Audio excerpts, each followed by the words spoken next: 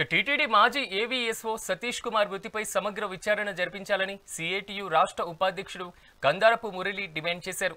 సతీష్ కుమార్ మరణం పెద్దలపు పాప ఆటలో ఓ ఘటంగా అభివర్ణించారు. అయితే సతీష్ మృతి హత్య లేదా ఆత్మహత్య అన్నది ప్రజలకు వెంటనే వెల్లడించాలని ఆయన డిమాండ్ చేశారు.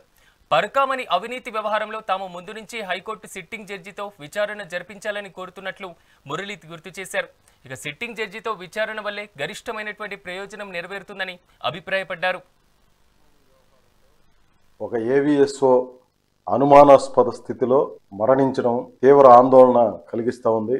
పెద్దల పాపపు ఆటలో ఓ మామూలు మనిషి బలైపోయడానికి ఇదొక నిదర్శనంగా భావించవచ్చు.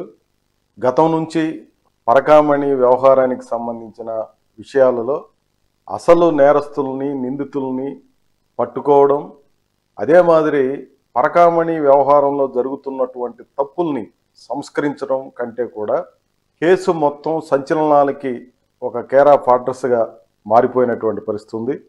సమగ్రంగా విచారణ జరపకుంటే నష్టం జరుగుతుందని మేము మొదటి నుంచి చెప్తూనే ఉన్నాము.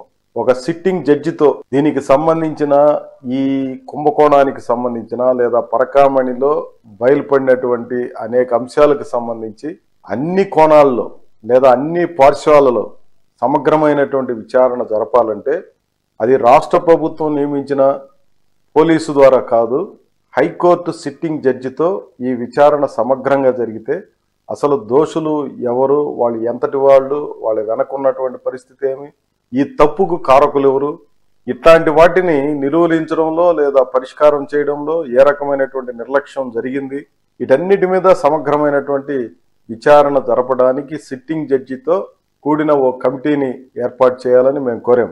దురదృష్టం ఏంటంటే ఈ సూచనల్ని రాష్ట్ర ప్రభుత్వం పట్టించుకోలేదు.